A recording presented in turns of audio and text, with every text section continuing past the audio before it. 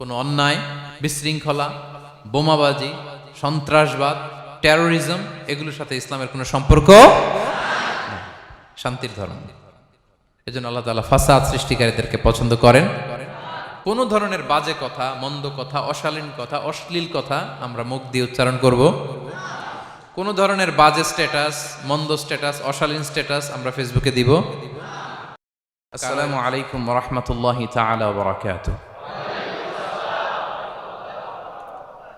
نحمده ونصلي على رسوله الكريم أما بعد فأعوذ بالله من الشيطان الرجيم بسم الله الرحمن الرحيم وقاتلوا في سبيل الله الذين يقاتلونكم ولا تعتدوا إن الله لا يحب المعتدين صدق الله العظيم رب اشرح لي صدري ويسر لي أمري واحلل عقدة من لساني يفقه قولي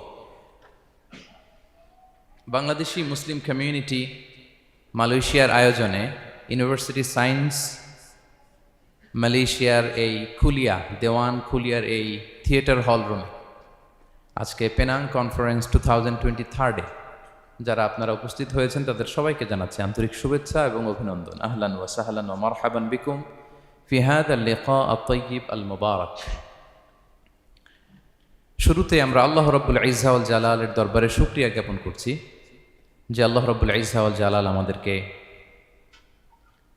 একটি চমৎকার জায়গায়, চমৎকার একটি পরিবেশে কিছু দিনই কথা শুনবার জন্য একত্রিত হওয়ার সুযোগ দিয়েছেন। আমরা সবাই পড়ছি কালিমাতুশ শুকুর আলহামদুলিল্লাহ। আল্লাহ রাব্বুল ইজ্জা ওয়াল জালালের দরবারে শুকরিয়া জ্ঞাপনের পাশাপাশি আমি আজকের এই প্রোগ্রামের অর্গানাইজিং কমিটি যারা আছেন তাদেরকে আমি অন্তরের অন্তঃস্থল থেকে শুকরিয়া জানাতে চাই। বিশেষ করে আজকের এই হল রুম পাইয়ে দেওয়ার ক্ষেত্রে আমাদের এখানে ডক্টর আজিম, রাইট, মাশাআল্লাহ, ডক্টর আজিম এখানে উপস্থিত আছেন। পেনাংয়ের বিভিন্ন পর্যায়ের বাংলাদেশি প্রবাসী ব্যবসায়ী ভাইরা আছেন, তারপর এখানে ভলান্টিয়ার্স ভাইরা আছেন এবং সিকিউরিটির দায়িত্বে একটা পোশাকি বাহিনী এখানে আছেন। আমি প্রত্যেককে অন্তরের অন্তঃস্থল থেকে শুকরিয়া জানাই।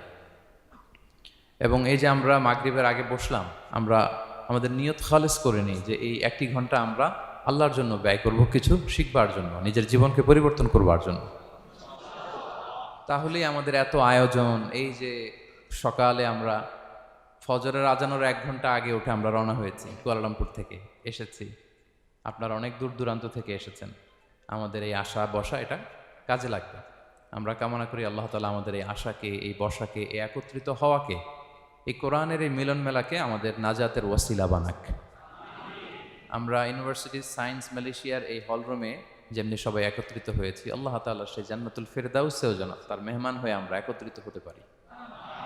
আল্লাহ তাআলা আমাদেরকে তৌফিক দান করুক। সম্মানিত ভাইয়েরা, আপনারা সবাই সুস্থ আছেন তো? আলহামদুলিল্লাহ। আল্লাহ তাআলা আপনাদের সবাইকে ভালো রাখুন, সুস্থ রাখুন, নিরাপদে রাখুন, তার সন্তুষ্টির পথে অবিচল রাখুন। কালামুল্লাহ মাজিদে আল্লাহ তাআলা জানিয়ে দিয়েছেন 7 শ্রেণীর ব্যক্তিকে তিনি অপছন্দ করেন। কয় শ্রেণীর? আবার বলুন, কয় শ্রেণীর? জি, 7 শ্রেণীর ব্যক্তিকে আল্লাহ তাআলা অপছন্দ করেন। তো মানে আল্লাহ তাআলা তাদেরকে ভালোবাসেন না। আমরা আজকে এই 7 শ্রেণীর ব্যক্তি কারা তাদের ব্যাপারে জানার চেষ্টা করব এবং আমরা সতর্ক হয়ে যাব যে আমরা যেন তাদের অন্তর্ভুক্ত না হই। কি বলেন? কোন 7 শ্রেণীর ব্যক্তি, কোন অভাগা, কোন কপাল পোড়া সেই 7 শ্রেণীর ব্যক্তি যাদেরকে আল্লাহ তাআলা পছন্দ করেন না, ভালোবাসেন না, এই মর্মে তিনি কালামুল্লাহ মাজিদে ঘোষণা দিয়েছেন। এবং আমরা সতর্ক হওয়ার চেষ্টা করব এই বৈশিষ্ট্য যেন কশিনকালেও কভু আমাদের মধ্যে না আসে। তাহলে কালামুল্লাহ মাজিদ আল্লাহ তাআলা যে জানিয়েছেন যে তিনি 7 শ্রেণীর ব্যক্তিকে পছন্দ করেন না, তার মধ্যে প্রথম শ্রেণী হচ্ছে সীমা লঙ্ঘনকারী। আরবিতে বলে আল মুআতাদুন। সীমা লঙ্ঘনকারী ব্যক্তিকে আল্লাহ তাআলা পছন্দ করেন না। লিমিট ক্রস করলে আল্লাহ তাআলা পছন্দ করেন না। লিমিটকে কেউ যদি ওভারস্টেপ করে, ক্রস করে, আল্লাহ তাআলা পছন্দ করেন না। সীমা লঙ্ঘনকে তিনি মোটেও পছন্দ করেন না। এবং মজার ব্যাপার হচ্ছে আল্লাহ কেউ কোনো অন্যায় করলেই সাথে সাথে পাকড়াও করেন না, কেউ ভুল করলেই আযাব দেন না, কেউ নাফরমানি করলেই আযাব পাঠান না। আল্লাহ অনেক সময় দেন, অনেক সময় দেন, শুধরে যাবার অনেক টাইম সে পায়। তারপরও যখন সে লিমিট ক্রস করে তখন আল্লাহ ধরেন। আল্লাহ সব সময় ধরে না, ধরলে ছাড়ে না, ধরে ধরে ধরে না, ধরলে আল্লাহ ছাড়ে না, আল্লাহ সবসময় ধরবে না। এবং যে সমস্ত জাতিগোষ্ঠীকে এই পৃথিবীতে আল্লাহ তাআলা আযাব দিয়ে ধ্বংস করেছেন, তাদের স্টোরি যদি আমরা খেয়াল করি, আমরা দেখব যে তাদেরকে আল্লাহ অনেক সুযোগ দিয়েছেন ভালো হওয়ার, শুধরে যাওয়ার, কিন্তু তারা আল্লাহর আদেশ অমান্য করতে করতে করতে করতে যখন লিমিট ক্রস করে ফেলছে, একটা সবকিছুর একটা লিমিট থাকে, কি বলেন? We all should know all limits. আপনাকে জানতে হবে যে আপনি কতটুকু পর্যন্ত করতে পারবেন, কতটুকু আপনার সীমানা। You should know your limit. এই লিমিটটা আপনার জানতে হবে। তারা যখন লিমিট ক্রস করেছে, আল্লাহ আযাব দিয়েছে। আপনারা সামুদ জাতির নাম শুনেছেন? তাদের কাছে আল্লাহ তাআলা একজন নবী পাঠিয়েছিলেন, নাম হচ্ছে সালেহ আলাইহিস সালাম। আল্লাহ নবী সালেহ আলাইহিস সালাম, তিনি তাদেরকে দাওয়াত দিলেন যে হে আমার জাতিগোষ্ঠীর লোকেরা, এক আল্লাহর ইবাদত করো। তারা অবাধ্য হলো। তিনি সত্যের পথে আহ্বান করলেন, তারা এই কথা শুনলো না। একটার পর একটা আল্লাহর পায়গাম আসে, তারা অবাধ্য হয়, তারা অবাধ্য হয়, তারা আল্লাহ তাআলার আদেশকে মানে না। সবশেষে সামুদ গোত্র, তারা আবার খুব শক্তিশালী ছিল। তারা পাহাড় কেটে আর্কিটেকচার করে ডিজাইন করে কিভাবে আবাসন তৈরি করতে হয় পাহাড়ি এলাকায়, মাউন্টেইন এলাকায় কিভাবে আবাসন তৈরি করতে হয়, এটার ব্যাপারে এক্সপার্ট ছিল। কিন্তু তারা সালেহ আলাইহিস সালামকে বলল, সালেহ তুমি পাগল, তুমি জাদুকর, তুমি যে আল্লাহর কথা বলছো আমরা মানবো এক শর্তে, যদি এই পাহাড়ের ভেতর থেকে 10 মাস গর্ভধারিণী একটা উট যদি বের করে আনতে পারো, এমন একটা শি ক্যামেল উট যদি বের করে আনতে পারো, যেই ওটের পেটের ভেতরে একটা বাচ্চা থাকবে এবং ওটটা পাহাড় থেকে বের হয়েই বাচ্চা ভূমিষ্ঠ করবে, এরপরে ওটের দুধ যেন আমরা খেতে পারি, তুমি যদি এটা দেখাইতে পারো তাইলে বুঝবো তুমি সত্য নবী। দোয়া করলেন, আল্লাহ আমার এই জাতি সামুদ, তারা তো চেয়েছে যে পাথর ভেতর থেকে যদি একটা উট বেরোয়, ওর যদি বাচ্চা দেয় আর দুধ দেয়, তাহলে তারা তোমাকে মেনে নেবে। আল্লাহ তুমি মেহেরবানি করে এই মিরাকেল, এই মুআজিজা তুমি তাদের দেখিয়ে দাও। আল্লাহ তাআলা দোয়া কবুল করলেন। হাজার হাজার মানুষের সামনে চাক্ষুষ দিবালোকের মুহূর্তে পাথর ভেঙে একটা উট বেরিয়ে এলো বিশাল আকৃতির, এবং 10 মাস গর্ভধারিণী উট, সাথে সাথে এই উট বেরিয়ে বাচ্চা প্রসব করল, এবং সাথে সাথে এই ওলান থেকে উটের দুধ বেরোতে লাগলো। হাজার হাজার লোক এটার ওলান থেকে দুধ নিয়ে তারা তৃপ্ত হলো। আচ্ছা, এই মুহূর্তে তাদের কি করা উচিত ছিল বলেন তো? আশহাদু আল্লাহ ইলাহা ইল্লাল্লাহ ওয়া আশহাদু আন্না মুহাম্মাদুর রাসূলুল্লাহ ওয়া আশহাদু আন্না সালিহান নাবিয়ুল্লাহ, এটা পড়া দরকার ছিল না? দরকার ছিল। কিন্তু তারা একের পর এক গোয়ার তুমি করতে করতে করতে করতে চাক্ষুষ দিনের বেলা এত বড় একটা মুআজিজা দেখার পরেও তারা অস্বীকার করলো। সাল্লাল্লাহু আলাইহি ওয়াসাল্লাম বললেন, তোমরা তোমাদের ওয়াদা পূরণ করো। তারা বলল, তুমি বড্ড বড় জাদুকর, তুমি যেন তেন জাদুকর না, তুমি পাহাড়ের ভেতরে জাদু ঢুকাই ফেলছো। কি মনে হয় তারা লিমিট ক্রস করে ফেলছে না? এবার ক্রস করছে না? তারা সীমা লঙ্ঘন করে ফেলেছে। দে ক্রসড দেয়ার লিমিট। এবার তো আর ছাড় দেয়া যায় না, কারণ আমি আপনাদের বলেছি শুরুতে যে আল্লাহ সব সময় ধরে না, কিন্তু যখন ধরে ছাড়ে না। আযাব চলে আসলো। কি আযাব? আর্থকোয়েক, রাজফা, পুরো ভূখণ্ড কেঁপে উঠলো। কেঁপে ওঠার সাথে সাথে সব মাটিতে পড়ে গেল। 2 নাম্বার আসলো সাউন্ড ওয়েভ, শব্দ নিনাদ, প্রচন্ড শব্দ তরঙ্গ। জিবরাইল আলাইহিস সালাম ওই এলাকার উপরে এসে এমন জোরে এক চিৎকার মারলেন, ওই চিৎকারে সামুদ গোত্রের প্রতিটি লোক কানের পর্দা ফেটে মুহূর্তের মধ্যে লাশ হয়ে জমিনে পড়ে রইল। Because they cross their limit. তারা তাদের লিমিট ক্রস করেছে। আর যারা লিমিট ক্রস করে, যারা সীমা লঙ্ঘন করে, তাদেরকে আল্লাহ তাআলা পছন্দ করেন না। আপনারা লূত আলাইহিস সালামের নাম শুনেছেন? উনি আল্লাহর একজন নবী ছিলেন। ওনাকে আল্লাহ তাআলা জর্ডান, বর্তমানে যে জর্ডান দেশ আছে সেখানে পাঠিয়েছিলেন। একটা কমিউনিটি ছিল সাদুম কমিউনিটি। ওই সাদুম কমিউনিটিতে তিনি এসেছিলেন। তিনিও দাওয়াত দিলেন, ইয়া কওমি ইবুদুল্লাহ মা লাকুম মিন ইলাহিন গায়রু, হে আমার কওমের লোকেরা, আল্লাহর ইবাদত করো, আল্লাহকে মেনে নাও। ওরা অস্বীকৃতি জানালো।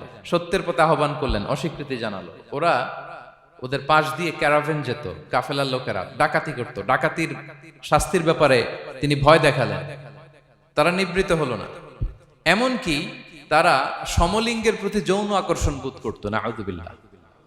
হোমোসেক্সুয়ালিটি। এখন একটা গ্রুপ আছে দেখবেন যে রংধনু নিয়ে মিষ্টি মিষ্টি কথা শোনায় বিশ্বব্যাপী। তাদের সাইন হচ্ছে রংধনু, রেইনবো। তারা ছেলেতে ছেলেতে বিয়ে, মেয়েতে মেয়েতে বিয়ে, এটাকে প্রমোট করে। নাউযুবিল্লাহি মিন যালিক। আমাদের এই মুসলিম সমাজে যেন এই আবর্জনা প্রবেশ করতে না পারে, আমাদেরকে সচেতন থাকতে হবে, ঠিক কিনা? তো এই সাদুম কমিউনিটির একটা বদ অভ্যাস ছিল, তারা ছেলেতে ছেলেতে বিয়ে করত, পুরুষে পুরুষে। আল্লাহ নবী লূত আলাইহিস সালাম তাদেরকে বুঝালেন যে পৃথিবীতে কেউ এই পাপ কাজ করেনি। প্রাণীদের মধ্য থেকেও একটা পুরুষ প্রাণীর প্রতি আকৃষ্ট হয় না। তোমরা আশরাফুল মাখলুকাত হয়ে কিভাবে এই কাজ করো? তোমরা থামো। তিনি নানা ভাবে হৃদয় নিংড়ানো ভাষা দিয়ে দাওয়াত দিলেন, কিন্তু তারা মানল না। তারা এই পাপ কাজ করতেই লাগলো। আল্লাহ তাআলা ফেরেশতা পাঠিয়েছিলেন ওনার কাছে পুরুষের আকৃতিতে। তারা এই আল্লাহর পাঠানো ফেরেশতাদের সাথে এই অপকর্ম করার প্ল্যান করেছিল। তারা মনে করেছিল সাধারণ মানুষ, আসলে এগুলো ছিল কি? আল্লাহর ফেরেশতা। তো আল্লাহর ফেরেশতার সাথে যেহেতু এরকম পাপ কাজের চিন্তা করেছে, তার মানে দে ক্রস দেয়ার লিমিট। কি বলেন? সীমা লঙ্ঘন করে ফেলছে। আযাব, পানিশমেন্ট তাদের জন্য অবধারিত হয়েছে। আল্লাহ তাআলা শাস্তি দিলেন। কি শাস্তি দিলেন? সিম্পল। জিবরাইল আলাইহিস সালাম এসে পুরো শহরটাকে উঠাইয়া উল্টায় ফেলে দিলেন। আল জাযাউ মিন জিনসিল আমাল, যে যেরকম পাপ করে তার শাস্তি এরকম। ওরাও স্বাভাবিক মানুষের যে নেচার, এটার উল্টায় ফেলছে। কি বলেন? পুরুষ আকৃষ্ট হবে, সেক্সুয়াল অ্যাট্রাকশন ফিল করবে নারীর প্রতি, নারী পুরুষের প্রতি। এই যে নেচারকে উল্টাইছে না, আল্লাহকে তোদের শহরটারে উল্টাই দিলাম। জিবরাইল আলাইহিস সালাম এসে পুরো সাদুম শহরটাকে আকাশে উঠিয়ে একটা আছাড় মারলেন, আপসাইড ডাউন। উপরের অংশ চলে গেল নিচে, সব মাটির অতল গহ্বরে।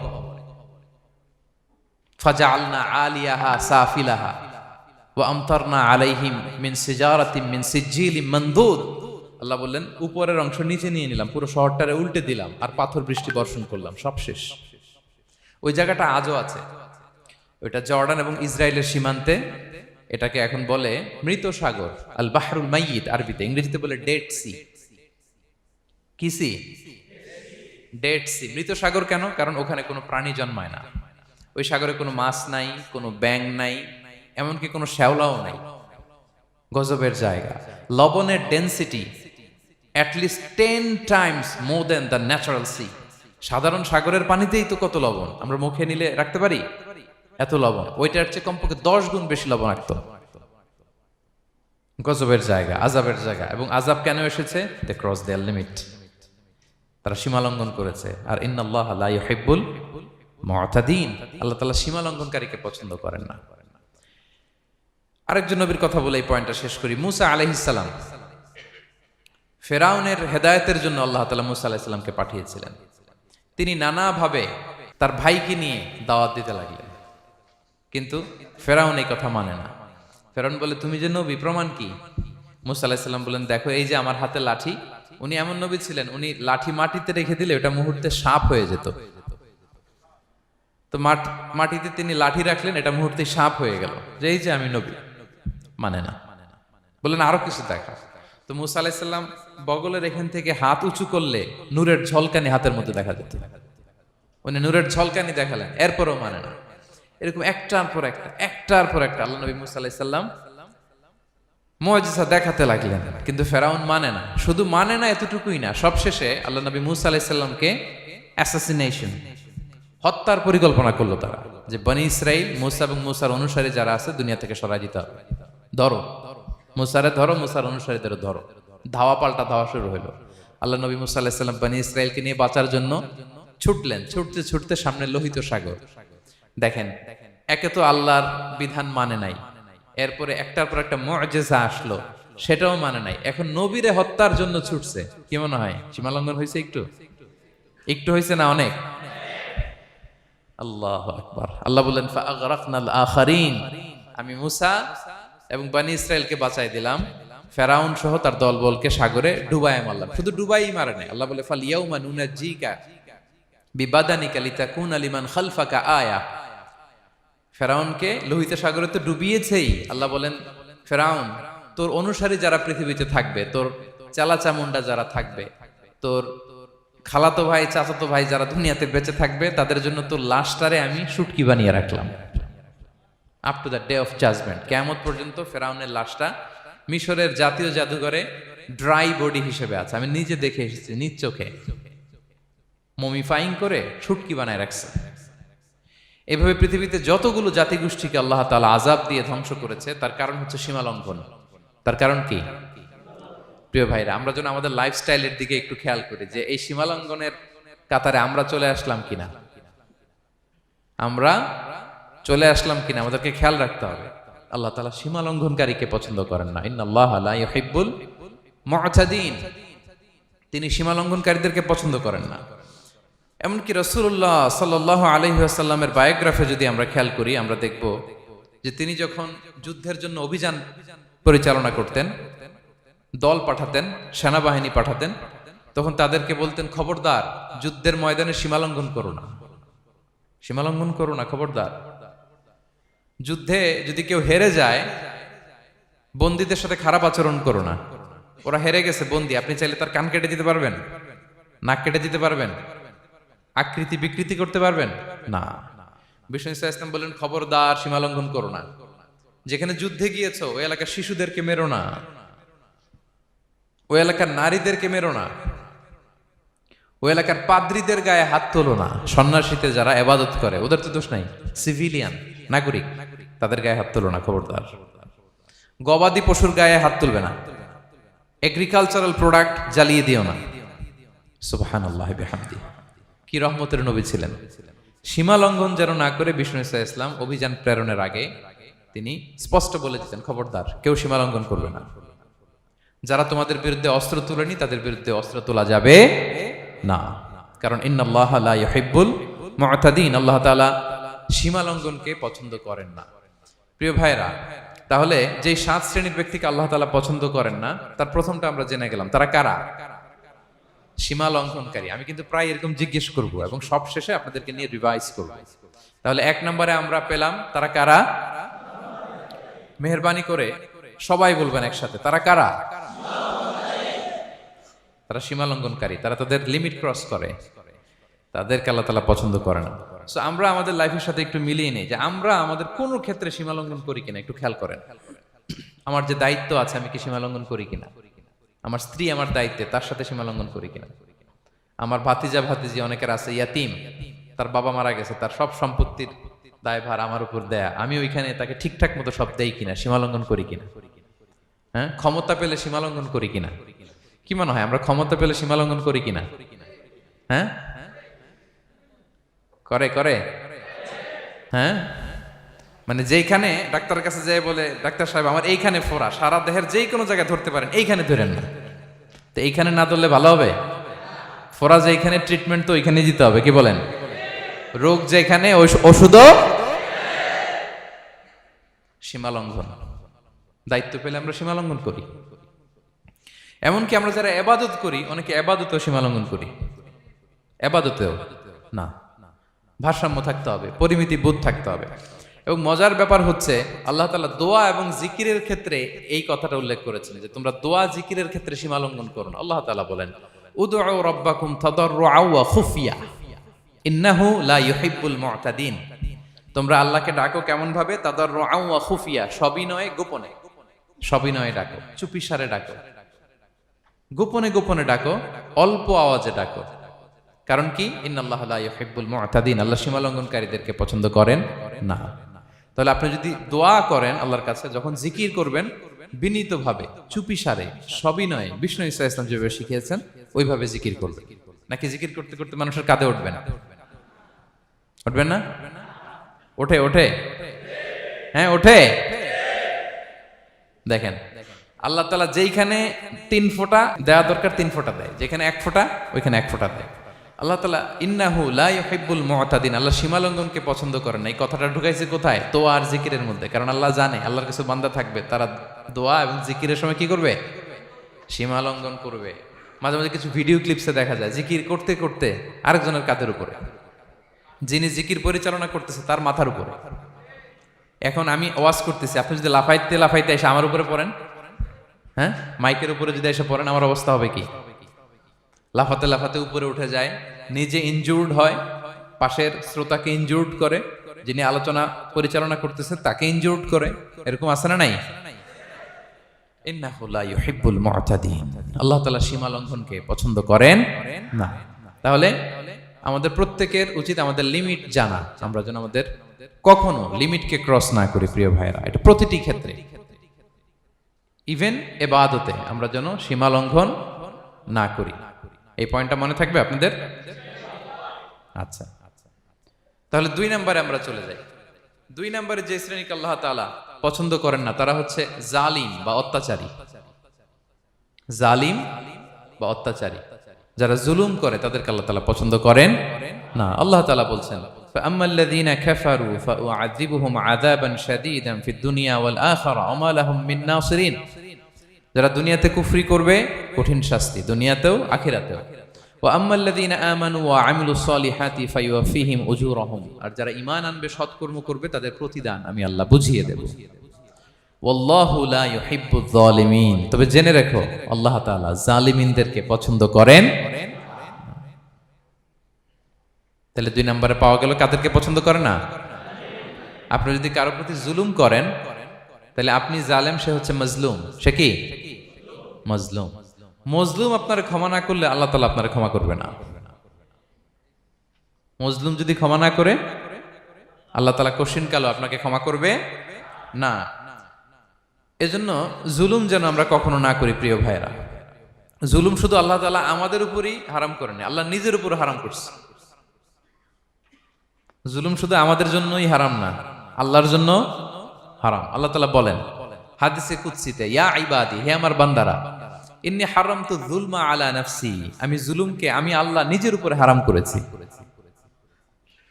ওয়া জাআলতুহু বাইনাকুম মুহাররামা, এবং এই জুলুমকে তোমাদের উপর হারাম করেছি। ফালা তাযালামু, তোমরা একে অপরের উপর জুলুম করো না। জুলুম শুধু আমাদের উপরই হারাম না, আল্লাহ নিজের উপর হারাম করেছেন। তাহলে জুলুমের সাথে কি মুমিনের কোনো সম্পর্ক থাকতে পারে? পারে না। এবং আল্লাহ তাআলা কখনো কোনো বান্দার উপর জুলুম করেন না। ওয়া আন্নাল্লাহা লাইসা বিযাল্লামিন লিল আবিদ, তিনি তার বান্দার উপর জুলুম করেন না। কোনোভাবেই যেন জুলুম না হয়ে যায়, এজন্য আল্লাহ তাআলা কিয়ামতের দিন মাওয়াজিনাল কিসত, ন্যায়ের মানদণ্ড তিনি প্রতিষ্ঠা করবেন, যাতে একটু ভুল না হয়ে যায়, জুলুম না হয়ে যায়। আমরা মাঝে মাঝে যে দোকান থেকে বস্তায় বস্তায় চাল নিয়ে আসি না, চাল দেখা যাবে যে 1 মণ চাল হয়তো সামান্য একটু কমও হইতে পারে, সামান্য একটু বেশিও হইতে পারে, এরকম হয় না? দেখবেন যে দিছে 10 কেজি, বাসায় এসে দেখবেন যে 10 কেজির চেয়ে একটু বেশি, একটু সামান্য বেশি কয়েক গ্রাম, অথবা 10 কেজির চেয়ে সামান্য কয়েক গ্রাম কম, এরকম হয়ে যায় না? মানুষ তো আমরা, কি বলেন? কিন্তু আল্লাহর নিক্তি পাল্লায়, মিজানের পাল্লায় এরকম হবে নাকি? হবে? হবে? আল্লাহ বলে না, মাওয়াজিনাল কিসত, ন্যায়ের মানদণ্ড সেটা। ফামাইয়া আমাল মিসকালা যাররাতিন খায়রান ইয়ারা, যাররা পরিমাণ ভালো করেছো তো সেটাও ওজন দেয়া যায় ওই পাল্লায়। সুবহানাল্লাহ পড়বেন না? ওমাইয়া আমাল মিসকালা যাররাতিন শাররান ইয়ারা, অনুপরিমাণ খারাপ করেছো সেটাও ওজন দেয়া যায়। কারণ ওয়া আন্নাল্লাহা লাইসা বিযাল্লামিন লিল আবিদ, তিনি বান্দার উপর জুলুম করেন না। তিনি এমন পাল্লা দিয়েছে যাতে জুলুম না হয়। আমাদেরটাই ভুল হয়ে যেতে পারে, ওনারটাতে ভুল হলে চলবে না, কেউ জিতে যাবে, ঠকে যাবে, কি বলেন? জাররা কাকে বলে? জাররা, জাররা মানে এত ছোট জিনিস, এত ক্ষুদ্র জিনিস যেটা খালি চোখে দেখা যায় না। বাংলাদেশের উদাহরণ দিলে বুঝতে পারবেন ভালো। বাংলাদেশে শীতের সিজনের কথা মনে আছে আপনাদের? না মালয়েশিয়া এসে সব খাই ফেলাইছেন?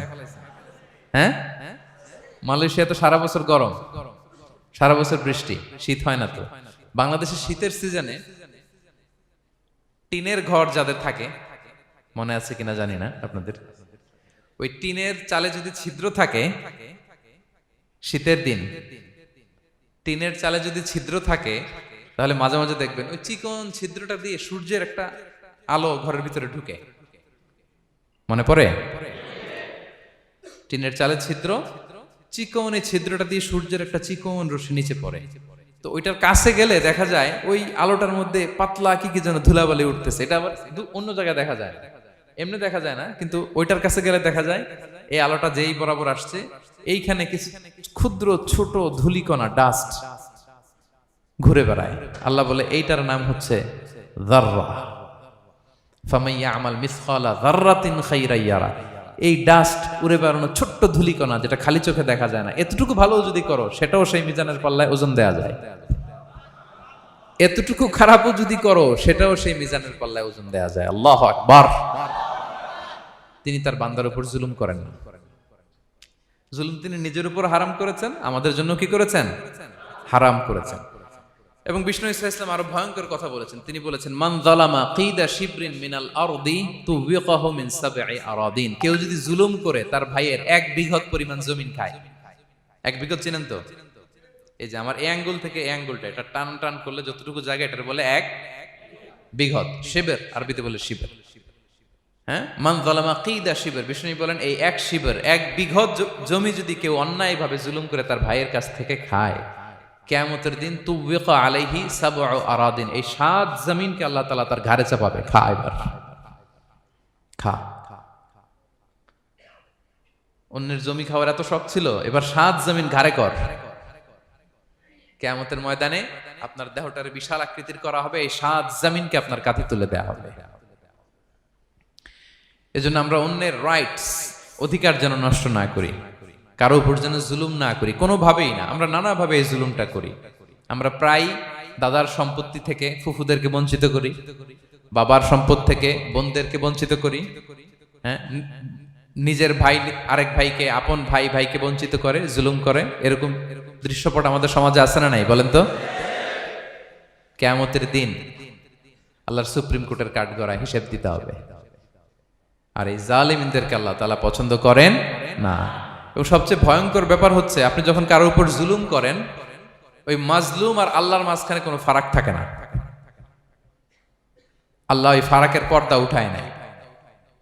বিষ্ণু বলেন, ইত্তাকি দাওয়াতাল মাজলুম, তোমরা মজলুমের বদদোয়াকে ভয় করো, খবরদার। কারণ ফাইন্না লাইসা বাইনাহু ওয়া বাইনাল্লাহি হিজাব, তার আর আল্লাহর মাঝে কোনো পর্দা থাকে না। দোয়া করলেই ওটা আরশে যেয়ে কবুল হয়ে যায়। আল্লাহ তাআলার চারিপাশে অনেক পর্দা আছে। কেউ কেউ বলে 70,000 নূরের পর্দা। এই 70,000টা সহিহ হাদিস দ্বারা সাব্যস্ত না, কিন্তু অসংখ্য অগণিত পর্দা, এবং পর্দাও এটা নূরের পর্দা।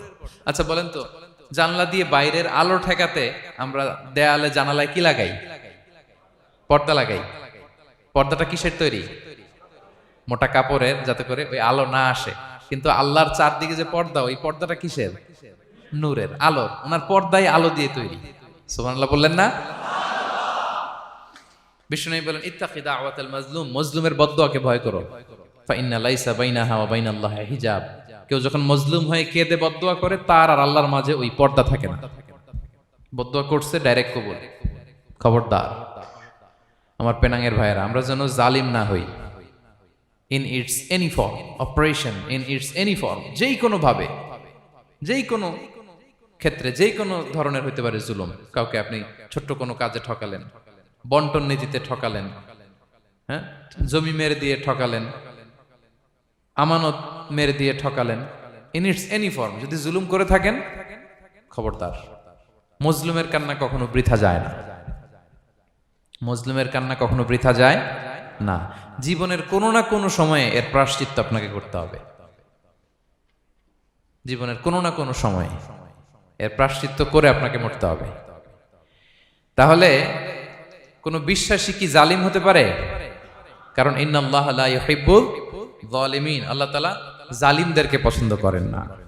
তাহলে জুলুমের সাথে আমাদের কোনো সম্পর্ক আছে? হ্যাঁ, কোনো সম্পর্ক আছে।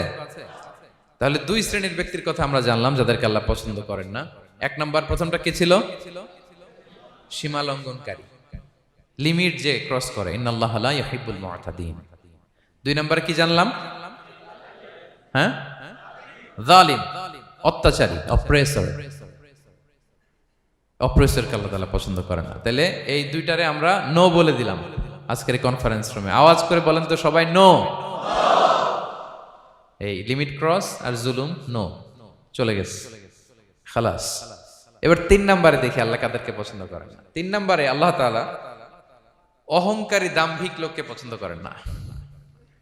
অহংকারী, আমাদের তো অহংকার নাই না? আছে? অহংকার আছে? কিসের অহংকার বলেন? টাকার, আর ক্ষমতার, আর সৌন্দর্যের, আর হ্যাঁ পাওয়ার। সোশ্যাল পাওয়ার, এই যে অহংকার, অহংকারের খাঁচা থেকে মুক্ত রাখো আমাদেরকে তুমি প্রভু হয়ে, পড়েন আমিন। এটা একটা ভয়ঙ্কর খাঁচা। আচ্ছা, অহংকার করার আমাদের আছে কি বলেন তো? কিছুই নাই। আল্লাহ বলে ওয়া খুলিকাল ইনসানু দাঈফা, তোমাদেরকে আমি দুর্বল করে তৈরি করছি। আমরা দুর্বল, শুধু দুর্বল না, দুর্বলের ঘরের দুর্বল। আমার বাপ ছিল দুর্বল, আমার দাদা ছিল দুর্বল, আমরা 14 গোষ্ঠী কি? হাল আতা আলাল ইনসানি হিনুম মিনাদ দাহরি লাম ইয়াকুন শাইআম মাযকুরা। আল্লাহ বলেন একটা সময় ছিল উল্লেখ করার মতো তোমার কিছুই ছিল না। আজকে তো এত লম্বা চড়া মানুষ, আমরা কিছুই ছিলাম না। আমার বর্তমানে বয়স চলে 36, 37। তো আজ থেকে 37 বছর আগে আমি কি ছিলাম? আমার অস্তিত্বই ছিল না, আমার কোনো নাম ছিল না, আমার কোনো গ্রাম ছিল না, আমার কোনো অ্যাড্রেস ছিল না, আমার কোনো পরিচিতি ছিল না। আজ থেকে আরো 37 বছর পরে একটু খেয়াল করেন তো, এখন তো 37, আরো 37 ধরেন বাঁচলাম। এরপরে আমি দুনিয়া, দুনিয়া থাকবে কিন্তু আমি নাই। আজকে কার জন্য আটকে আছে দুনিয়ার কাজ বলেন তো? আপনার দাদার জন্য, আপনার নানার জন্য। তো আপনাকে লাগে কেন? আপনাকে লাগে? লাগে না তো আমাকে। আমি দুনিয়া, একদিন কিছুই ছিলাম না। আল্লাহ বলেন হাল আতা আলাল ইনসানি হিনুম মিনাদ দাহরি লাম ইয়াকুন শাইআম মাযকুরা। তুমি কিছু ছিলা, একটা সময় কিছুই ছিলা না, উল্লেখ করার মতো তুমি কিছুই ছিলা না। অস্তিত্বহীনের জগৎ থেকে তোমাকে আমি অস্তিত্বে আনলাম। তোমার বাবার পৃষ্ঠদেশ থেকে তোমার মায়ের গর্ভাশয়ে আমি তোমাকে ফেললাম। সেখানে আমি আল্লাহ তোমাকে একটু একটু করে তিলে তিলে বড় করলাম। 9 মাস 10 মাস পরে মায়ের পেট থেকে দুনিয়াতে তুমি আসলে। দেখেন তো দুনিয়ায় আসার পরে আমাদের অবস্থাটা কি? কাপড় নাই, চোপড় নাই, এভাবে চলে আসছি। আসার পরে কেউ যদি মুখে খাবার তুলে দেয় তাইলে খাইতে পারি, হ্যাঁ, তাও লিকুইড খাবার, এদিক দিয়ে দিলে এদিক দিয়ে পড়ে যায়, খালি মুছতে হয়। মেহমান একজন এসে আদর করে কোলে নিচে পেশাব করে দিছি ভরাইয়া, আছে না নাই? হয়েছে না, হয়েছে না এরকম? আদর করে একটা কোলে নিছেন, এখনই না ডায়াপার আসছে মিয়া। আজ থেকে 10 বছর আগে এগুলো ছিল নাকি? প্যাম্পাস ডায়াপার ছিল, এই কাঁথা টাথা নিয়ে কোলে নেওয়া লাগতো, তারপরে দিছে ওদিক দিয়ে জামা টামা ভিজে শেষ। ইভেন রাসূল সাল্লাল্লাহু আলাইহি ওয়াসাল্লামের কোলেও এরকম বাচ্চারা পেশাব করে দিছে, এরকম হাদিস আছে। আদর করে মায়েরা বাবারা আসলেই তো তার বাচ্চাকে রাসূল সাল্লাল্লাহু আলাইহি ওয়াসাল্লাম কোলে দিতেন, পেশাব করে দিতেন। তো কার কোলে উঠছে এটাও জানি না, পেশাব করে ভরাই দিচ্ছে।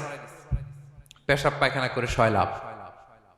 লিকুইড দিলে খেতে পারি, শক্ত কিছু খেতে পারি না।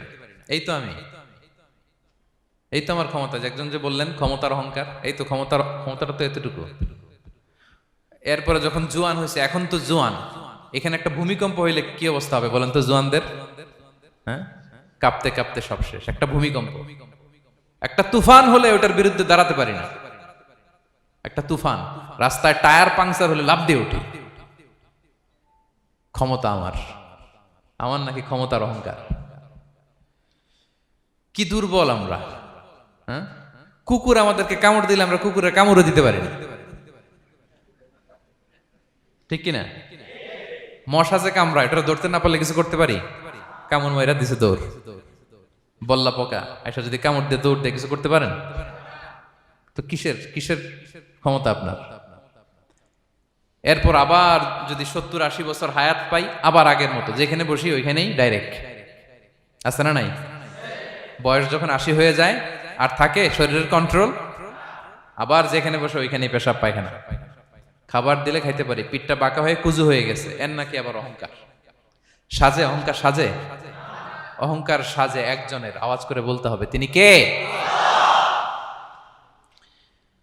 3 নম্বরে অহংকার, দাম্ভিককে আল্লাহ পছন্দ করেন না প্রিয় ভাইরা। আল্লাহ বলেন কারুনের ঘটনাকে আল্লাহ এখানে এনেছেন। আল্লাহ বলেন ইন্না কারুনা কানা মিন কওমি মূসা। কারুন ছিল মুসা আলাইহিস সালামের কওমের লোক, মুসা আলাইহিস সালামের কাজিন ছিল মূলত। কারুন নামে একজন সম্পদশালী ছিল। মিশরের রাজধানী কায়রো থেকে 100 কিলো দূরে ফাইয়ুম নামে একটা জেলা আছে, ওখানে তার বাড়ি ঘর। আমি দেখে এসেছি, কয়েকবার গিয়েছে।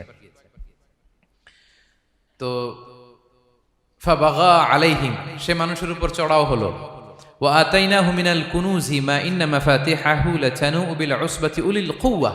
আল্লাহ বলেন এই কারণকে আমি এত সম্পদ দিয়েছি, এত বেশি ছিল তার সম্পদ, সম্পদগুলো যে সে আলমারির ভিতরে রাখতো, ওই আলমারির যে চাবি হইতো, এই চাবিগুলোরে ওজন করার জন্য, কাঁধে নেওয়ার জন্য 10 জন পেশি শক্তি পুরুষ লাগতো। আলমারি রাখার জন্য না, কি রাখার জন্য? আলমারি ভর্তি যে সোনা দানা গহনা, ওইটা যে চাবি, ওই চাবিগুলা বহন করতে একদল পেশি পুরুষ লাগতো, এত সম্পদ। তো তাকে এলাকার লোকেরা বলেছিল খলালাহু কওমুহু লা তাফরাহ, হে কারণ তুমি গর্ব করো না। কারণ তাকে বলছিল মুসা আলাইহিস সালাম যাকাত দাও, সে বলতেছে আমি যাকাত দিব কেন, এই সম্পদ তো আমার, ইন্নামা উতিতুহু আলা ইলমিন ইনদি, আমি আমার বুদ্ধি খাটায় এই সম্পদ কামাইছি, আমার সম্পদ আমি খাবো, আমি যাকাত দিব কেন। আল্লাহ বলেন ইন্নাল্লাহা লা ইউহিব্বুল ফারিহিন, কারণ তুমি অহংকার করলে আমি আল্লাহ অহংকারকে বরদাস্ত করি না, অহংকারীদেরকে আমি আল্লাহ পছন্দ করি না, আমি অহংকারকে পছন্দ করি না, অহংকারকে আল্লাহ তাআলা পছন্দ করেন না। কি হয়েছিল কারণের নসিবে?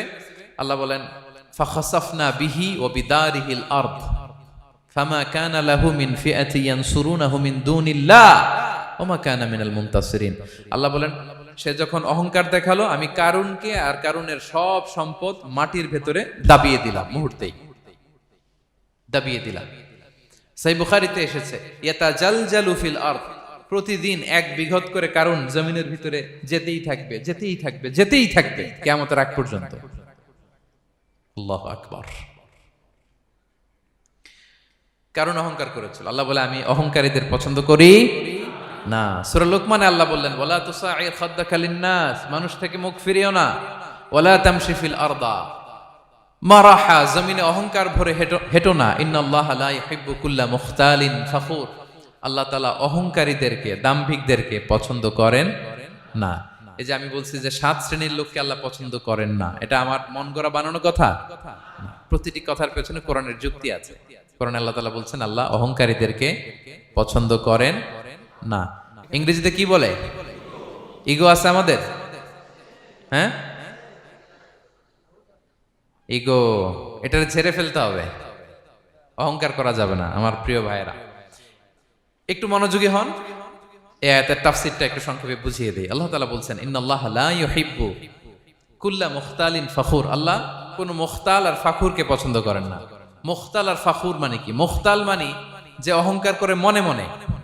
কিছু লোক আছে ভিতরে ভিতরে নিজের বড় মনে করে, বাইরে বলে না বা বলার সাহস পায় না, কিন্তু ভিতরে ভিতরে ভাবে আমি কোন হনুরে, কি বলে আমি কোন, আমি তো বড়, আরে আমার চেয়ে বড় বেশি জানে নাকি কেউ, আমার চেয়ে কিছু পারে নাকি, আমি তো, কিন্তু এটা মুখ দিয়ে বলে না, ভিতরে ভিতরে আছে না নাই? এদেরকে আরবিতে বলে মুখতাল। কি বলে? মুখতাল। আরেকজন ফাখুর, সে শুধু ভিতরে না, এটা প্রকাশ্যে বলে বেড়ায়, এটা আরো ডেঞ্জারাস। ফাখুর সে আরো খারাপ, সে প্রকাশ্যে তার অহংকার প্রদর্শন করে, বলে বেড়ায় যে আমি বড়, আমি বড়, আমি বড়। এই আমি বড় কথাটাই সবচেয়ে ভয়ঙ্কর, আমি বড় কথাটাই সবচেয়ে ভয়ঙ্কর। নিজে যাকে বড় বলে বড় সে, লোকে যাকে বড় বলে বড় সে হয়। আমার প্রিয় পেনাঙ্গের ভাইয়েরা, নিজেকে বড় মনে করা এটা শয়তানের স্বভাব। কার স্বভাব? বিনয়ী হওয়া এটা নবীদের স্বভাব। আল্লাহ তাআলা ফেরেশতাদেরকে বলেছিলেন উসজুদু লি আদম, তোমরা আদমকে সিজদা দাও। ফাসাজাদাল মালাইকা কুল্লুহুম, সবাই সিজদা দিল ইল্লা ইবলিস, কে ছাড়া? ইবলিস ছাড়া। সে নিজেকে বড় মনে করেছিল, শয়তান। কিভাবে? সে লজিক খাটাইলো আল্লাহর সাথে। সে লজিক দিয়ে আল্লাহর বলে আল্লাহ ক্বালা আনা খায়রুম মিনহু, আল্লাহ আমি কেন সিজদা দেব, আমি তো আদমের চেয়ে শ্রেষ্ঠ, আমি বড়। আল্লাহ বলতেছে তুমি বড়, কেমনে বড়? শয়তান বলে খলাকতানি মিন নার, আপনি আমারে বানাইছেন কি দিয়ে? আগুন দিয়ে। ওয়া খলাকতাহু মিন তিন, আর আদমকে বানিয়েছেন মাটি দিয়ে। কি দিয়ে? মাটি দিয়ে। আগুনের ধর্ম দাউ দাউ করে উপরের দিকে কি করে? ওঠে, আর মাটি ঢিলা রেখে দিলে নিচে পড়ে যায়। তো সে যুক্তি দিয়ে বলতেছে আল্লাহ ঊর্ধ্বগামী কোন জিনিস তো নিম্নগামী কোন জিনিসের কাছে মাথা নোয়াতে পারে? যুক্তি, মনে রাখবেন যুক্তি সব জায়গায় খাটে। আপনার অফিসের যে বস, মালয়েশিয়ান ভাষায় বসরে কি বলেন আপনারা? ওকে, তোকে। এই আপনার তোকের সামনে যে আপনি লজিক খাটাইলে হবে? বস যেটা বলে ওইটাই ফাইনাল। তো আল্লাহ তাআলা আদেশ করেছিলেন সেজদা করার, সে সেজদা করলেই ভালো করতো, কিন্তু সে যুক্তি দিল আল্লাহ আমি শ্রেষ্ঠ, তাকে বানাইছেন মাটি দিয়ে, আমারে বানাইছেন আগুন দিয়ে, আমি কেন মাথা নত করব, আমি বড়। আমি বড় বলার সাথে সাথে দৃশ্যপট পাল্টায় গেল। আল্লাহ বলে বের হ, ফাখরুজ, বের হ, তুমি অভিশপ্ত, তুমি লানত প্রাপ্ত, তোমার স্থান হবে জাহান্নাম। তুমি নিজেকে বড় মনে করেছো, তাইলে বড় মনে করা এটা শয়তানের স্বভাব। কার স্বভাব? তা আমরা নিজেকে বড় মনে করব কখনো? আরো জোরে বলেন, করব? বিষ্ণু ঈসা ইসলাম নিজে নিজে ছোট থাকতে চাইতেন। তিনি দোয়ায় বলতেন, আল্লাহুম্মা জাআলনি ফি আইনি সাগীরা ওয়া ফি আ'য়ুনিন নাসি কাবীরা।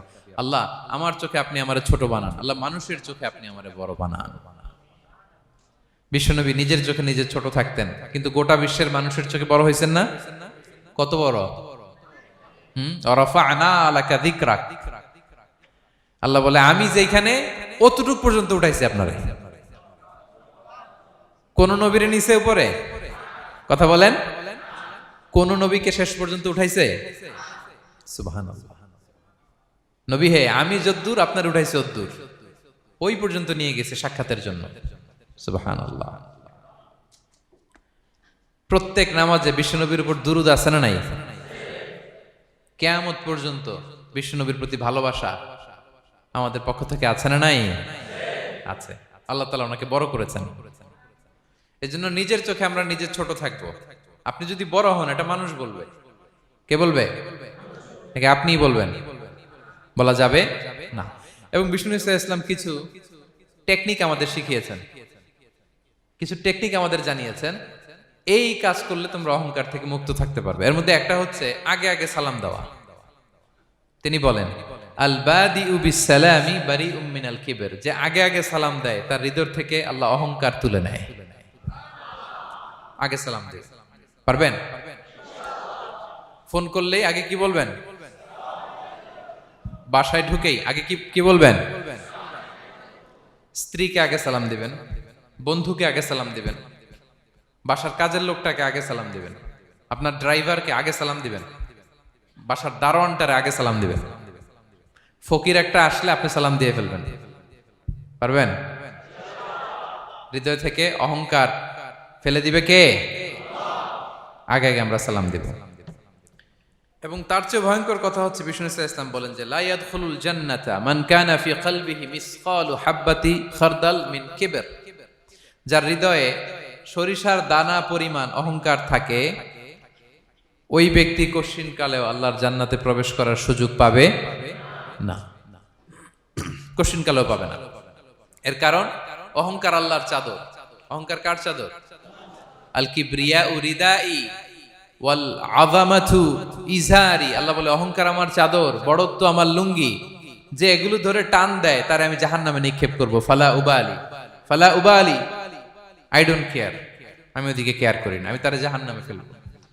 সো অহংকার আমাদের সাজে না। আমি শুরুতেই তো বললাম, আমাদের লাইফ সার্কেলটা একটু দেখাইলাম না যে ছিলাম কই? অস্তিত্বহীন থেকে দয়া করে মায়া করে তিনি আমাকে অস্তিত্বে এনেছেন। কত ছোট্ট, কত ক্ষুদ্র, কত নগণ্য, কত দুর্বল ছিলাম আমরা। আবার যৌবনের একটা পিরিয়ড কাটিয়ে, যৌবনের সময় তো কতটা দুর্বলতা বললাম, আবার সে দুর্বল, মানে দুর্বল থেকে দুর্বল। এই হচ্ছে আমাদের লাইফ স্টোরি, লাইফ হিস্ট্রি। তাহলে অহংকার আমাদের সাজে। অহংকার তার সাজে যার কোনো ক্ষয় নাই, যার কোনো লয় নাই, যার কোনো অভাব নাই। হ্যাঁ, গোটা বিশ্ব তার মুখাপেক্ষী, তিনি কারো মুখাপেক্ষী না, ঠিক কিনা? গোটা বিশ্ব তার কাছে ঠেকা, তিনি কারো কাছে ঠেকা না, ঠিক কিনা? গোটা বিশ্ব তাদের সার্ভাইভালের জন্য তার প্রতি মুখ থুবড়ে পড়ে থাকে, তিনি কারোর জন্য বসে থাকা লাগে। অহংকার সাজে তার। আর এই আল্লাহর অহংকারের চাদর ধরে যে টান দেয়, আল্লাহ বলে, ওরা আমি জাহান্নামে ফেলবো, আর তাদেরকে আমি পছন্দ করি না। আল্লাহ তাআলা অহংকারীদেরকে পছন্দ করেন না। তাহলে অহংকারকেও আমরা না বলে দিব, নো বলবো, নো। আওয়াজ করে বলেন নো। শুধু মুখে মুখে নো নাকি অন্তর থেকে? এই তো আজকের দিওয়ান কুলিয়ার বাইরে ফেলে দিছি আমরা অহংকার। কি বলেন পেনাঙ্গের ভাইরা? আর অহংকার করব? আপনি বিনয়ী হন। মান তাওয়াদা তারাফা। বিষ্ণুই বলেন, যে নিচু হয় আল্লাহ ওরে টাইনা উঁচু করে। আপনি বিনয়ী হবেন, আল্লাহ আপনার উঁচু করবে। আর আপনি উঠতে চাবেন, এক থাপ্পড় মেরে জমিনে আল্লাহ মিশাই দিবে। এজন্য বড়ত্ব, দাম্ভিকতা এটা আল্লাহর পোশাক। আমরা যেন তার পোশাক ধরে টান না দেই। এই পয়েন্টটা কি সবার কাছে ক্লিয়ার? আচ্ছা, কয়টা গেল? এক নম্বরে কি ছিল? হ্যাঁ, সীমা লঙ্ঘনকারীকে আল্লাহ তাআলা পছন্দ করেন না। দুই নাম্বার, এই তো মনে রাখছেন, মাশাআল্লাহ, অনেক এনার্জেটিক অডিয়েন্স, খেয়াল রাখছে। আর শুরুতে বলছিলাম তো, মনে রেখে দিছে এজন্য, যে ধরবে তো মাঝখানে। আচ্ছা, জালিমকে আল্লাহ পছন্দ করেন না। এইমাত্র যেটা বললাম, 3 নাম্বার, অহংকারী ব্যক্তিকে আল্লাহ পছন্দ করেন না। 4 নাম্বার হচ্ছে অপচয়কারী বা অপব্যয়কারী। অপচয়কারী বা অপব্যয়কারী, এই শ্রেণীর ব্যক্তিকে আল্লাহ তাআলা পছন্দ করেন। আল্লাহ বলেন, কুলু ওয়াশরাবু ওয়ালা তুসরিফু, তোমরা খাও পান করো, কিন্তু ওয়ালা তুসরিফু, তোমরা অপব্যয় করো না। ইন্নাহু লা ইউহিব্বুল মুসরিফিন, আল্লাহ তাআলা অপব্যয়কারীকে পছন্দ করেন না। অপচয়, প্রয়োজন নাই তারপরেও খরচ, অপ্রয়োজনীয় খরচ, এটা আল্লাহ পছন্দ করেন না। ইভেন কি দানের ক্ষেত্রেও, আপনি যে দান করবেন, এখানেও ভারসাম্যপূর্ণ দানের কথা বলা হয়েছে। আল্লাহ বলছেন, ওয়াল্লাযীনা ইযা আনফাকু লাম ইউসরিফু ওয়া লাম ইয়াকতুরু ওয়া কানা বাইনা যালিকা কাওয়ামা, যারা দান করে, দানের ক্ষেত্রে কৃপণতাও করে না, আবার সব দিয়ে দেন। যেমন আপনার ছেলের স্কুলের বেতন দিতে হবে, ফ্যামিলির খরচ আছে, এটা আছে সেটা আছে, কিন্তু আপনি বেতনে সব দিয়ে দিলেন একজনকে, তো আপনি চলবেন কেমনে? দেয়া যাবে না, ভারসাম্যপূর্ণ হয় নাই। ভারসাম্যপূর্ণ হইতে হবে। তাহলে অপচয়টা আল্লাহ তাআলা পছন্দ করেন না। এবং বিষ্ণু সাল্লাল্লাহু আলাইহি ওয়াসাল্লাম বলেছেন, কুলু ওয়াশরাবু, খাও পান করো, ওয়া তাসাদদাকু, দান করো, ওয়ালবাসু, যা মনে চায় পরিধান করো। ভালো পোশাক পরিধান করে আপনি আল্লাহর শুকর করবেন, কোনো অসুবিধা নেই, কিন্তু শর্ত হচ্ছে মা লাম ইউখালিতুহু ইসরাফ, এটার মধ্যে কোনো ধরনের অপচয় অপব্যয় থাকতে পারবে, আও মাখিলা, অথবা বড়ত্ব থাকতে পারবে না। তাহলে 4 নম্বরে আমরা জানলাম যে অপচয়কারীকে আল্লাহ তাআলা পছন্দ করেন না। শুধু এখানেই শেষ না, আল্লাহ তাআলা অপচয়কারীকে শয়তানের ভাইয়ের সাথে তুলনা করেছেন। কার ভাই? আল্লাহ বলেন, ওয়ালা তুবাযযির তাবযীরা, তোমরা অপচয় করো না, কারণ ইন্নাল মুবাযযিরিনা কানু ইখওয়ানা শায়াতিন, অপচয়কারী কার ভাই? ওয়া কানা শাইতানু লিরাব্বিহি কাফুরা, শয়তান তার প্রভুর ব্যাপারে অকৃতজ্ঞ। তাহলে আমরা জানলাম অপচয়কারী কার ভাই? আচ্ছা বলেন তো, বুঝে শুনে উত্তর দিন, যিনি শয়তানের ভাই উনি নিজেও একটা কি?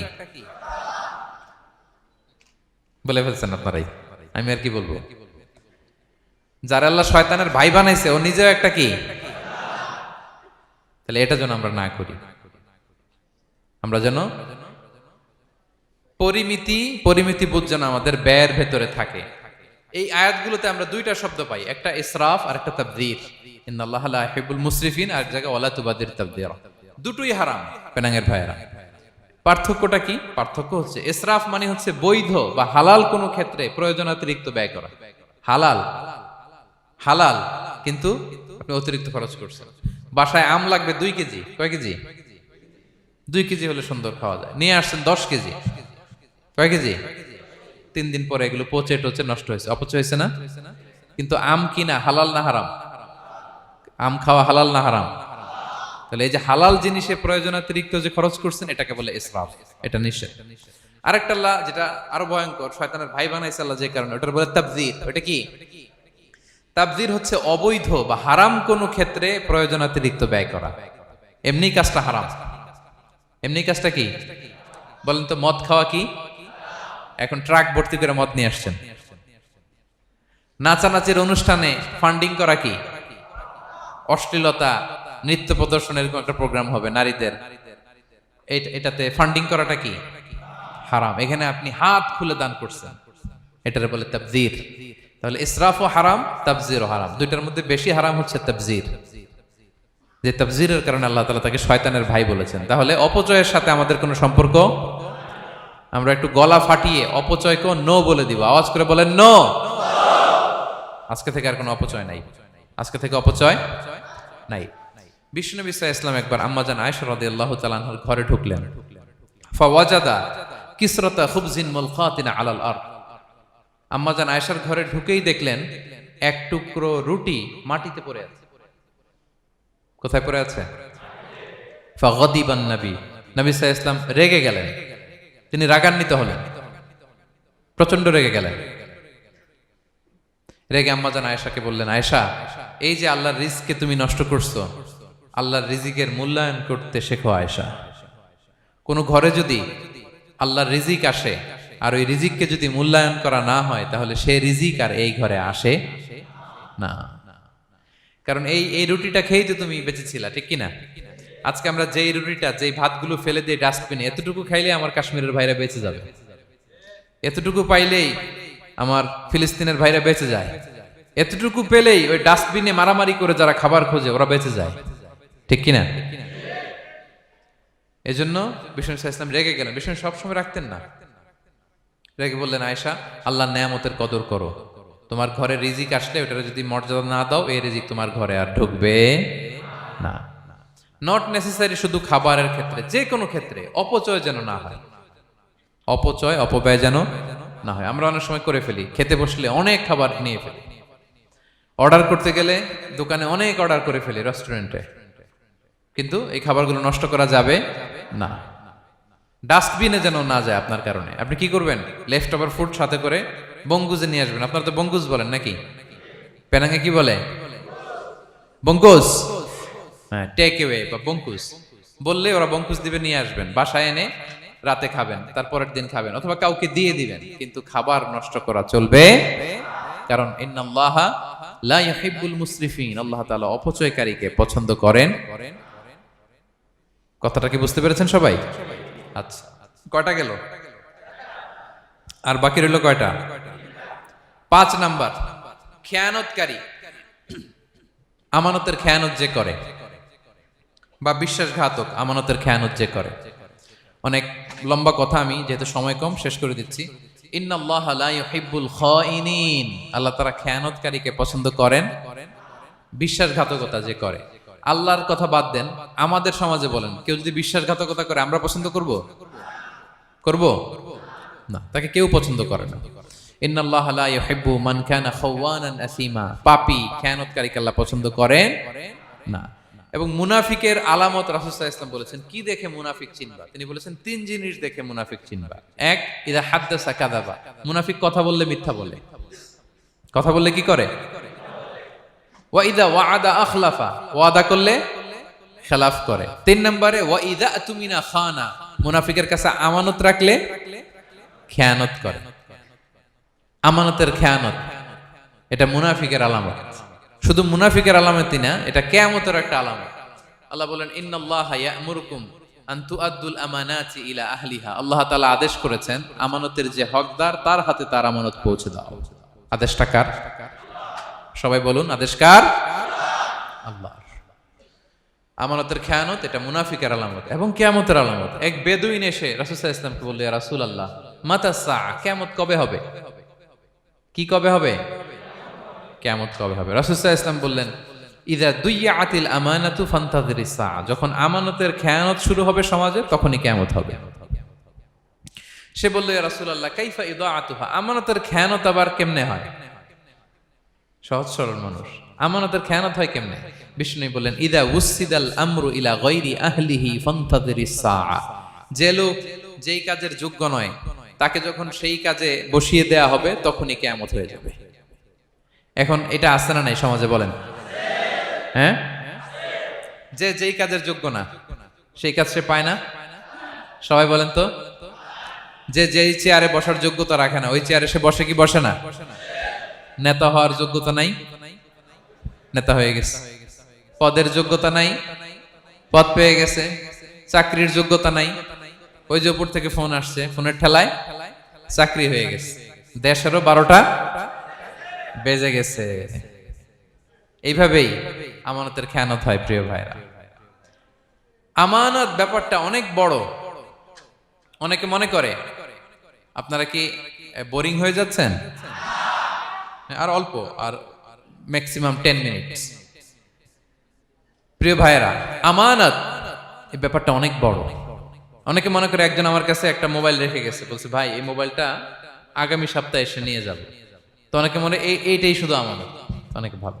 বা 10,000 রিঙ্গিট রেখে বলল 3 দিন পরে এসে আমি টাকাটা তোমার কাছ থেকে নিব।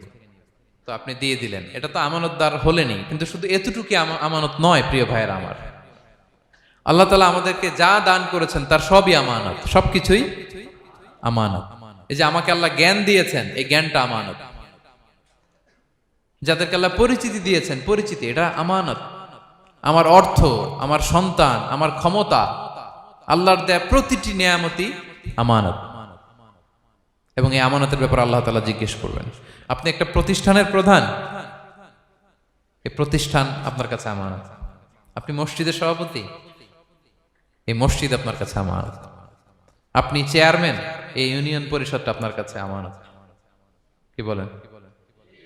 আপনি MP, member of the parliament, এই নির্বাচনী এলাকাটা আপনার কাছে আমানত। আপনি রাষ্ট্রপ্রধান, পুরো রাষ্ট্রের প্রতিটি ইঞ্চি আপনার কাছে কি? এই আমানতের খেয়ানত যখন হবে, বিষ্ণু বললেন তখনই কিয়ামতের অপেক্ষা করো, ফান্তাযিরিস সাআহ, কিয়ামত হয়ে যাবে। তাহলে খেয়ানতকারীকে আল্লাহ তাআলা পছন্দ করেন না, আমানতের খেয়ানতকে পছন্দ করেন। আর আমানত এটা ব্যাপক বিষয়। আমার জ্ঞান, আমার ক্ষমতা, আমার পরিচিতি, আমার সন্তান, আমার স্ত্রী, সবকিছু আমানত। এবং এগুলোর ব্যাপারে আল্লাহ তাআলা আমাদেরকে জিজ্ঞেস করবেন। কয়টা গেল? তাহলে খেয়ানতকে আমরা নো বলে দিব। আওয়াজ করে বলেন নো। একটা সাথে আমাদের সম্পর্ক নেই। 6 নম্বরে হচ্ছে ফাসাদ সৃষ্টিকারী, বিশৃঙ্খলা সৃষ্টিকারী। সমাজে যারা বিশৃঙ্খলা সৃষ্টি করে তাদেরকে আল্লাহ পছন্দ করেন না। আল্লাহ বলেন ইন্নাল্লাহা লা ইউহিব্বুল মুফসিদিন। আল্লাহ তাআলা ফাসাদ সৃষ্টিকারীদেরকে কখনো পছন্দ করেন না। সমাজে নানাভাবে, সামাজিকভাবে ফাসাদ, রাজনৈতিকভাবে ফাসাদ, অর্থনৈতিকভাবে ফাসাদ, এই যত ফাসাদ বিশৃঙ্খলা আছে এগুলোর হোতা যারা, তাদেরকে আল্লাহ পছন্দ করে না। নানাভাবে দেখবেন যে সমাজে অনেকে ফাসাদ সৃষ্টি করে। আমাদের বাংলাদেশে কিছুদিন আগে কাঁচামরিচের দাম বেড়ে গেছে না? কেমনে বাড়লো? নিশ্চয়ই কেউ সিন্ডিকেট করছে, নিশ্চয়ই কেউ মজুদদারি করছে, নিশ্চয়ই এখানে কেউ ফাসাদ তৈরি করছে, ঠিক কিনা? প্রতিটি সেক্টরে আপনি খুঁজে দেখবেন ফাসাদ, হ্যাঁ, মারামারি, বিশৃঙ্খলা, ফাসাদ। এই কিছুদিন আগে এক নির্বাচনের প্রার্থীকে ধরে পিটাইছে, সবাই দেখলাম আমরা, তাই না? এটা ফাসাদ হয়েছে না? বিশৃঙ্খলা হয়েছে না? এই আপনি যদি ধরে ধরে বলেন, পরিবারে, সমাজে, রাষ্ট্রে, অর্থনীতিতে, বাজারে, প্রতিটি জায়গায় ফাসাদ আছে না নাই? আল্লাহ তাআলা বলেন ইন্নাল্লাহা লা ইউহিব্বুল মুফসিদিন। এই ফাসাদ সৃষ্টিকারীকে আল্লাহ তাআলা পছন্দ করে না। মদিনাতে এই যে টিকিটের দাম, সুন্দর কথা বলছেন, টিকিটের দাম বাড়ায় যারা দেয়, সেম গোস টু দেম, তাদেরও একই কথা, ফাসাদ সৃষ্টিকারী আর মুফসিদুন। এই যে আমাদের হাজিদের এত টাকা লাগে কেন? 50,000 টাকার টিকিট হয়ে গেছে কয় লাখ? 2 লাখ, কয় 1 লাখ। হজে যারা গেছে 1,95,000 টাকা করে পড়ছে একজনের টিকিট। কিয়ামতের দিন আল্লাহর সুপ্রিম কোর্টের কাঠগড়ায় তোমাকে দাঁড়াতে হবে, পাই টু পাই সেদিন হিসেব নিয়ে আল্লাহ তাআলা ছাড়বেন, ঠিক কিনা? সেদিন হবে আসল খেলা। এখন তো আমরা মাইক পেলেই বলি খেলা হবে, কিন্তু আসল খেলা কবে? লক্ষ লক্ষ কোটি মানুষের সামনে আল্লাহ তাআলা আপনার এই গোমর ফাঁস করে দিবেন। আল্লাহ তাআলা আপনাকে অপমানিত করে ছাড়বেন। তাই কোনো ফাসাদের সাথে, বিশৃঙ্খলার সাথে মুমিনের কোনো সম্পর্ক থাকতে পারে না। মদিনায় মুনাফিকেরা এই ফাসাদ তৈরি করত। যখন তাদেরকে বলা হতো তোমরা ফাসাদ করো কেন, ওয়া ইযা কিলা লাহুম লা তুফসিদু ফিল আরদ ক্বালু ইন্নামা নাহনু মুসলিহুন। তারা বলল আরে ফাসাদ কি, আমরাই তো ভালো মানুষ, আমরাই তো ভালো মানুষ, আমরাই তো ভালো কাজ করি। আল্লাহ বলে না, আলা ইন্নাহুম হুমুল মুফসিদুনা ওয়ালাকিন লা ইয়াশউরুন। ওরাই ফাসাদ সৃষ্টিকারী, ওরাই ফাসাদ সৃষ্টিকারী, ওরাই সমাজে বিশৃঙ্খলা সৃষ্টিকারী। ওদের ভেতরে এক, বাইরে আরেক, তার নাম মুনাফিক, ঠিক কিনা? মুনাফিকের সহজ সংজ্ঞা কি জানেন? ভিতরে লালন করে একটা, অনুভূতি বা ভাবে একটা, কিন্তু মুখ দিয়ে বলে, তার মানে ভেতরে এক, বাইরে আরেক, তার নাম দুই মুখো সাপেরা। এদিকে যায় বলে আপনার লগে আছে, আপনি খুব ভালো, ওদিকে যায় বলে আরে না না, উনি কি, উনি তো খুব খারাপ মানুষ, আপনি অনেক সবচেয়ে ভালো, আমি আপনার সাথে আছি। এরকম ডাকাইতে আছে না নাই? দুমুখো সাপ, ডাবল স্ট্যান্ডার্ড, নেহি এদার নেহি ওদার, দারমিয়ান মে সাদার বাদার, ডানেও না বায়েও না, মাঝখানে সদর বদর। বুঝেন? দুই নৌকার মধ্যে 2 পা দিছিলেন কখনো? কয় দিছি? অবস্থা কি হয়েছিল তোমার বলো? হ্যাঁ, পয়রা গেছিল? পড়বে। দুই নৌকায় দুই পা দেওয়া যায় না, হয় এই পা এদিকে নিয়ে আসতে হবে না ওদিকে চলে যেতে হবে, দুই পা দিলে এই উল্টায় পড়বে। মুনাফিকদের স্বভাব এটা, দুমুখ সাপ, ডাবল স্ট্যান্ডার্ড মেনটেন করে, টু ফেসড পার্সোনালিটি এরা। যেদিকে বৃষ্টি ওদিকে ছাতা, উপরে ফিটফাট ভিতরে সতর্কার। তাদেরকে যখন বলা হয় তোমরা ফাসাদ সৃষ্টি করো না, ওরা বলে আরে আমরাই তো ভালো। আল্লাহ বলে না, তোমরাই ফাসাদ সৃষ্টিকারী, তোমরা জানো না। তো এই ফিতনা ফাসাদকে আল্লাহ হত্যার চেয়েও জঘন্য বলেছেন। তিনি বলেছেন আল ফিতনাতু আকবারু মিনাল কতল। এই ফিতনা সৃষ্টি করা, সমাজে পণ্যের দাম বাড়ানো, কাঁচামরিচের দাম বাড়ানো, অন্যের হক নষ্ট করা, টিকিটের দাম বাড়ানো, মজুদদারি করা, সমাজের স্বাভাবিক সামাজিক রাজনৈতিক ভারসাম্য যারা নষ্ট করে, এগুলো সব মুফসিদুন। সব কি? মুফসিদুন, ফাসাদ সৃষ্টিকারী, ফিতনাবাজ। আকবারু মিনাল কতল, সমাজের স্বাভাবিক যে ধারা, এই ফ্লোটাকে তারা নষ্ট করে। এবং ফাসাদের মাধ্যমে যদি কারো ক্ষতি করে, কাউকে কেউ হত্যা করে, সেজন্য গোটা বিশ্বের সবাইকে হত্যা করবে। আল্লাহ বলেন মান কাতালা নাফসান বিগাইরি নাফসিন আও ফাসাদিন ফিল আরদি ফাকান্নামা কাতালান নাসা জামিআ। অন্যায়ভাবে ফাসাদের মাধ্যমে যখন কেউ কাউকে হত্যা করে, সেজন্য গোটা বিশ্বের সবাইকে হত্যা করে। আকবারু মিনাল কতল, ফিতনা এত বড় ভয়ঙ্কর পাপ। তো এই ফিতনার সাথে, ফাসাদের সাথে, ফাসাদ সৃষ্টি করা, বিশৃঙ্খলার সাথে আমাদের কোনো সম্পর্ক, কারণ ইসলাম শান্তির ধর্ম। কিসের ধর্ম? শান্তির ধর্ম। কোনো অন্যায়, বিশৃঙ্খলা, বোমাবাজি, সন্ত্রাসবাদ, টেরোরিজম, এগুলোর সাথে ইসলামের কোনো সম্পর্ক, শান্তির ধর্ম। এজন্য আল্লাহ তাআলা ফাসাদ সৃষ্টিকারীদেরকে পছন্দ করেন। কয়টা গেল? সব শেষ হচ্ছে মন্দ কথার প্রচারক। আমার ভাইয়েরা, কি কথা? কোন ধরনের বাজে কথা, মন্দ কথা, অশালীন কথা, অশ্লীল কথা আমরা মুখ দিয়ে উচ্চারণ করব। কোন ধরনের বাজে স্ট্যাটাস, মন্দ স্ট্যাটাস, অশালীন স্ট্যাটাস আমরা ফেসবুকে দিব? কারো এরকম অশালীন স্ট্যাটাস শেয়ার দিব? নেভার, কখনো দিব না। আল্লাহ পছন্দ করেন। আল্লাহ বলেন লা ইউহিব্বুল্লাহুল জাহরা বিসসুই মিনাল কাউলি ইল্লা মান যুলিম ওয়া কানা আল্লাহু সামিআন আলিমা। কোন খারাপ কথা কেউ প্রকাশ করবে, পাবলিক করবে, ওপেনলি বলে বেড়াবে, এটা আল্লাহ পছন্দ করে না। কিন্তু সে যদি মাজলুম হয় সেটা ভিন্ন কথা। কোন ধরনের অশ্লীল কথা, অশালীন কথা মুমিনের মুখ দিয়ে বেরোতে পারে। রাসূল সাল্লাল্লাহু আলাইহি ওয়াসাল্লামের ব্যাপারে দেখেন, আনাস রাদিয়াল্লাহু কি বলেন? তিনি বলেন লাম ইয়াকুনিন নবিয়্যু সাল্লাল্লাহু আলাইহি ওয়াসাল্লাম সাব্বাবান। বিষ্ণু সাল্লাল্লাহু আলাইহি ওয়াসাল্লাম মুখ দিয়ে কোনোদিন কাউরে বকা দেয় নাই, গালি দেয় নাই।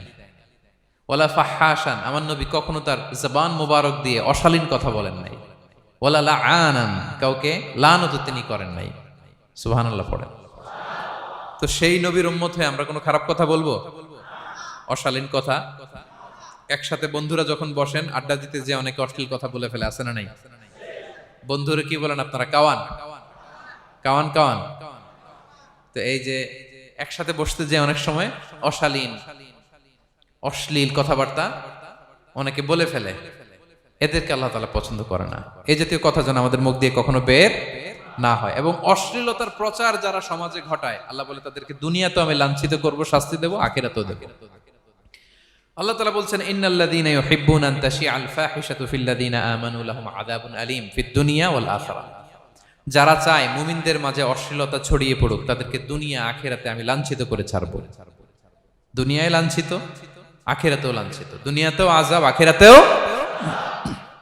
এজন্য অশ্লীলতার সাথে আমাদের কোনো সম্পর্ক নাই। আমরা কোনো অশ্লীল কথা যেন আমরা না বলি। এখন অশ্লীলতার সয়লাভ, নাটকের নামে, সিনেমার নামে, বিনোদনের নামে, আছে না নাই? এই যে ডিভাইস, হ্যাঁ, সয়লাভ, আপনি ঢুকবেন আর বেরোতে পারবেন না, এমন ভাবে আপনাকে এঙ্গেজ করে রাখবে। এগুলোর সাথে মুমিনের কোনো সম্পর্ক আছে না। মুমিন যেটাই করবে ওটা হালাল পন্থায় করবে, ঠিক কিনা? তাই কোনো অশ্লীলতাকে আমরা শেয়ার দিব না। সোশ্যাল মিডিয়ায় কোনো অশ্লীল ভিডিও দেখবো না, শেয়ারও দিব না। কোনো অশ্লীল নাটক, সিনেমা এগুলো আমরা দেখবো না। দিনকে দিন এটা এমন ভাবে গ্রাস করতেছে, আমাদের সমাজটাকে শেষ করে ফেলতেছে এক এক নামে। পত্রপত্রিকা আমরা দেখি এখন নতুন কি আসছে, ওটিটি প্ল্যাটফর্ম। এরপরে কি আসছে, ওয়েব সিরিজ, আছে না নাই? গত কিছুদিন আগে আমি সোশ্যাল মিডিয়া দেখলাম বিভিন্ন জনে স্ট্যাটাস দিচ্ছে তৈ তৈ তৈ তৈ তৈ,